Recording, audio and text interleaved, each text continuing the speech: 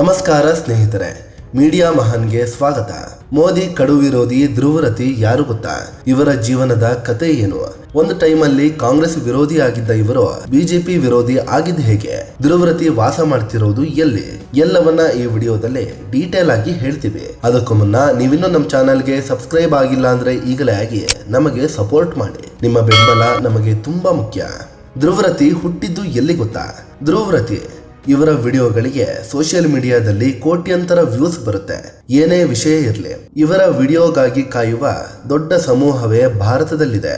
ಇಂಥ ಧ್ರುವರತಿ 1994ರ ಅಕ್ಟೋಬರ್ನಲ್ಲಿ ಹರಿಯಾಣದ ರೋಹ್ಟಕ್ನಲ್ಲಿ ಜನಿಸಿದ್ರು. ತಂದೆ ಇಂಜಿನಿಯರ್ ಆಗಿದ್ರೆ ತಾಯಿ ಟೀಚರ್ ಆಗಿದ್ರು. ಆದ್ರೆ ಇಬ್ಬರದ್ದು ಸೇರಿ 4,000 ರೂಪಾಯಿ ಸಂಬಳ ಇತ್ತು ಅಷ್ಟೇ. ಧ್ರುವರತಿ ಅವರ ಕುಟುಂಬದಲ್ಲಿ ಅಜ್ಜ ಸೇರಿದಂತೆ 3 ಸೇನೆಯಲ್ಲಿ ಕೆಲಸ ಮಾಡ್ತಿದ್ರು. ಹೀಗಾಗಿ ಧ್ರುವರತಿಗೂ ಅಜ್ಜನ ಜೊತೆ ಬೇರೆ ಬೇರೆ ಊರುಗಳಿಗೆ ಹೋಗುವ ಅವಕಾಶ ಸಿಕ್ತು. ದೆಹಲಿಗೆ ಶಿಫ್ಟ್ ಆದ ಧ್ರುವ್ ಕುಟುಂಬ. ಕಾಲ ಕಳೆದಂತೆ ಧ್ರುವರತಿ ಕುಟುಂಬ ಒಳ್ಳೆಯ ಜೀವನಕ್ಕಾಗಿ ದೆಹಲಿಗೆ ಶಿಫ್ಟ್ ಆಯ್ತು. ತಂದೆಗೆ 17,000 ರೂಪಾಯಿ ಸಂಬಳದ ಕೆಲಸ ಸಿಕ್ತು. 2003ರಲ್ಲಿ ಮಲೇಷ್ಯಾದಿಂದ ತಂದೆಗೆ ಕೆಲಸದ ಆಫರ್ ಬಂತು. ಇದು ಇಡೀ ಕುಟುಂಬದ ಟರ್ನಿಂಗ್ ಪಾಯಿಂಟ್ ಆಗೋಯ್ತು. ಆದರೆ ಇಡೀ ಕುಟುಂಬ ಮಲೇಷ್ಯಾಗೆ ಶಿಫ್ಟ್ ಆಗಲು ಸಾಧ್ಯ ಆಗಲಿಲ್ಲ. ತಾಯಿ ಮಕ್ಕಳು ದೆಹಲಿಯಲ್ಲೇ ಉಳಿಯಬೇಕಾಯ್ತು. ತಂದೆ ಮಲೇಷ್ಯಾದಲ್ಲಿ ಸೆಟಲ್ ಆದ್ರು. ವರ್ಷಕ್ಕೆ ಒಂದು ಸಲ ಧ್ರುವರತಿ ತಾಯಿ ಜೊತೆಗೆ ಮಲೇಷ್ಯಾಗೆ ಹೋಗ್ತಿದ್ರು. ಬೇಸಿಗೆ ರಜೆಯನ್ನ ಮಲೇಷ್ಯಾದಲ್ಲಿ ಸುಂದರವಾಗಿ ಕಳೀತಿದ್ರು. ಬಾಲ್ಯದಲ್ಲೇ ವಿಡಿಯೋ ಮಾಡ್ತಿದ್ದ ಧ್ರುವರತಿ ತಂದೆ ಮಲೇಷ್ಯಾಗೆ ಹೋದ್ಮೇಲೆ ಒಂದು ಡಿಜಿಟಲ್ ಕ್ಯಾಮರಾ ತಗೊಂಡಿದ್ರು. ಆಗಲೇ ಧ್ರುವರತಿ ವಿಡಿಯೋ ಮಾಡಲು ಶುರು ಮಾಡಿದ್ರು. ಅದು ಕೂಡ ಜಸ್ಟ್ 10ನೇ ವಯಸ್ಸಿನಲ್ಲೇ. ತಂದೆ ಕೊಡಿಸ್ತಾ ಇದ್ದ ಎಲ್ಲ ಆಟಿಕೆಗಳ ಬಗ್ಗೆ, ಇವತ್ತು ವೆದರ್ ಹೇಗಿದೆ ಅನ್ನೋದ್ರ ಬಗ್ಗೆ ಎಲ್ಲ ವಿಡಿಯೋ ಮಾಡ್ತಿದ್ರು. ಜೊತೆಗೆ ಧ್ರುವರತಿಗೆ ಕಾಮಿಕ್ಸ್ ಓದೋದು, ಅನಿಮೇಷನ್ ವಿಷಯದಲ್ಲೂ ತುಂಬಾ ಇಂಟ್ರೆಸ್ಟ್ ಇತ್ತು. 15ನೇ ವಯಸ್ಸಿನಲ್ಲಿ ಸತ್ಯಜಿತ್ ರೇ ಅವರ ಪತ್ತೇದಾರಿ ಪುಸ್ತಕಗಳನ್ನ ಓದ್ತಾ ಇದ್ರು. ಸ್ಕೂಲ್ನಲ್ಲಿ ರ್ಯಾಂಕ್ ಸ್ಟೂಡೆಂಟ್ ಏನೋ ಆಗಿರಲಿಲ್ಲ, ಆದರೂ ಒಳ್ಳೆಯ ಅಂಕಗಳನ್ನ ಪಡ್ಕೊಳ್ತಿದ್ರು. 2010ರ ವೇಳೆಗೆ ಅಂದ್ರೆ 16ನೇ ವಯಸ್ಸಿಗೆ ಟಿವಿ ಹೋಸ್ಟ್ ಆಗಬೇಕು ಅಂತ ಕನಸು ಕಂಡಿದ್ರು. ನ್ಯಾಷನಲ್ ಜಿಯೋಗ್ರಫಿ, ಡಿಸ್ಕವರಿ ಟಿವಿ ನೋಡಿ ತಾನು ಕೂಡ ಅದೇ ರೀತಿಯಲ್ಲಿ ಕಾರ್ಯಕ್ರಮ ನಡೆಸಿಕೊಡ್ಬೇಕು ಅಂತ ಅಂದುಕೊಂಡಿದ್ರು. ಸೇನೆ ಸೇರಲು ಹೋದಾಗ ಆಗಿದ್ದೇನು? ಧ್ರುವರತಿ 2012ರಲ್ಲಿ ಸೆಕೆಂಡ್ PUC ಕಂಪ್ಲೀಟ್ ಮಾಡಿದ್ರು. 85% ನೊಂದಿಗೆ ಪಾಸ್ ಕೂಡ ಆಗಿದ್ರು. ನಂತರ ವಿವಿಧ ಕಾಲೇಜುಗಳಲ್ಲಿ ಪರೀಕ್ಷೆ ಬರೆದ್ರು. ಮಣಿಪಾಲ್ ಯೂನಿವರ್ಸಿಟಿ, IIT, JEE ಟೆಸ್ಟ್ಗಳಿಗೆ ಅಟೆಂಡ್ ಆಗಿದ್ರು. ಆದರೆ ರ್ಯಾಂಕ್ ಕಡಿಮೆ ಇದ್ದಿದ್ರಿಂದ ಎಲ್ಲೂ ಸೀಟ್ ಸಿಗಲಿಲ್ಲ. ಈ ನಡುವೆ ನ್ಯಾಷನಲ್ ಡಿಫೆನ್ಸ್ ಅಕಾಡೆಮಿಯ ಪರೀಕ್ಷೆ ಬರೆದ್ರು. ಇಂಜಿನಿಯರ್ ಆಗಿ ಕೆಲಸ ಮಾಡೋಕ್ಕಿಂತ ಏರ್ಫೋರ್ಸ್ ಅಥವಾ ನೇವಿ ಸೇರೋದು ಒಳ್ಳೆಯದು ಅನ್ನೋ ಅಭಿಪ್ರಾಯ ಇತ್ತು. NDA ರಿಟರ್ನ್ ಟೆಸ್ಟ್ ಆದ್ಮೇಲೆ ನೆಕ್ಸ್ಟ್ ರೌಂಡ್ಗೆ ಸೆಲೆಕ್ಟ್ ಆದ್ರು. ಫಿಸಿಕಲ್ ಟೆಸ್ಟ್ ಮತ್ತು ಸಂದರ್ಶನ ಕೂಡ ಇತ್ತು. ಫಿಸಿಕಲ್ ಟೆಸ್ಟ್ ಪಾಸ್ ಆಗಿದ್ದ ಧ್ರುವರತಿ ಸಂದರ್ಶನದಲ್ಲಿ ಫೇಲ್ ಆದ್ರು.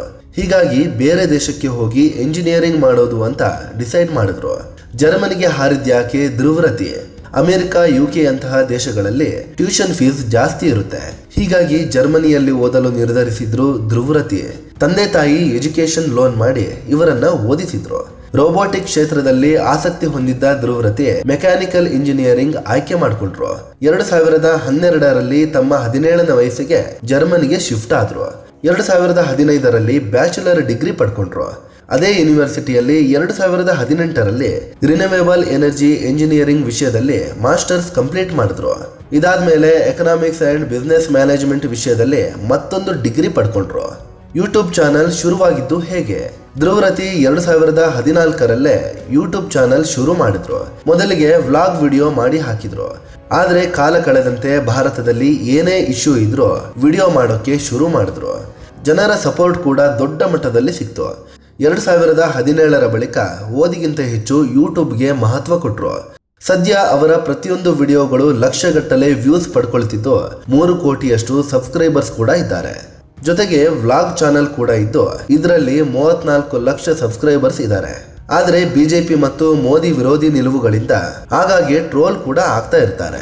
ಹಿಂದೂ ವಿರೋಧಿ ಅನ್ನೋ ಟೀಕೆಗಳು ಕೂಡ ಸೋಷಿಯಲ್ ಮೀಡಿಯಾದಲ್ಲಿ ದೊಡ್ಡ ಮಟ್ಟದಲ್ಲಿ ಕೇಳಿ ಬರುತ್ತೆ. ಇನ್ನು ಧ್ರುವರತಿ ಜರ್ಮನಿಯ ಜುಲಿ ಅನ್ನೋರನ್ನ ಪ್ರೀತಿಸಿ ಮದುವೆ ಆಗಿದ್ದಾರೆ. ಅಲ್ಲೇ ಸೆಟಲ್ ಕೂಡ ಆಗಿದ್ದಾರೆ. ಧ್ರುವರತಿ ಬಿಜೆಪಿ ವಿರೋಧಿ ಆಗಿದೆ ಹೇಗೆ? ಧ್ರುವರತಿಗೆ ಆರಂಭದಿಂದಲೂ ರಾಜಕೀಯದಲ್ಲಿ ಇಂಟ್ರೆಸ್ಟ್ ಇರಲಿಲ್ಲ. ಇವರ ಕುಟುಂಬದಲ್ಲೂ ಅಷ್ಟೇ ಯಾರು ರಾಜಕೀಯದಲ್ಲಿ ಇಲ್ಲ.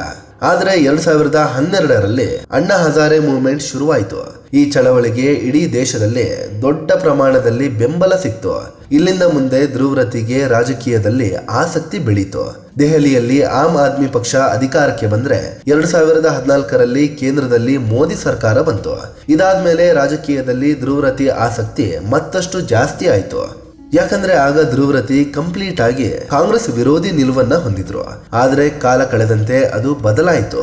ಮೋದಿ ಸರ್ಕಾರದ ಕಡು ವಿರೋಧಿಯಾಗಿ ಬದಲಾದ್ರು. ಸ್ನೇಹಿತರೆ, ಇದು ಮೋದಿ ಮತ್ತು ಬಿಜೆಪಿ ವಿರೋಧಿ ಅಂತಲೇ ಕರೆಯಲ್ಪಡುವ ಧ್ರುವರತಿ ಬಗ್ಗೆ ಒಂದಷ್ಟು ಮಾಹಿತಿ ನೀಡುವ ಪ್ರಯತ್ನ. ಇವರ ಬಗ್ಗೆ ನಿಮ್ಮ ಅಭಿಪ್ರಾಯ ಏನು ಅಂತ ಕಾಮೆಂಟ್ ಮಾಡಿ ಹೇಳಿ. ಅದೇ ರೀತಿ ನೀವಿನ್ನೂ ನಮ್ಮ ಚಾನಲ್ಗೆ ಸಬ್ಸ್ಕ್ರೈಬ್ ಆಗಿಲ್ಲ ಅಂದ್ರೆ ಈಗಲೇ ಆಗಿ ನಮಗೆ ಸಪೋರ್ಟ್ ಮಾಡಿ. ನಿಮ್ಮ ಬೆಂಬಲ ನಮಗೆ ತುಂಬಾ ಮುಖ್ಯ. ಧನ್ಯವಾದ.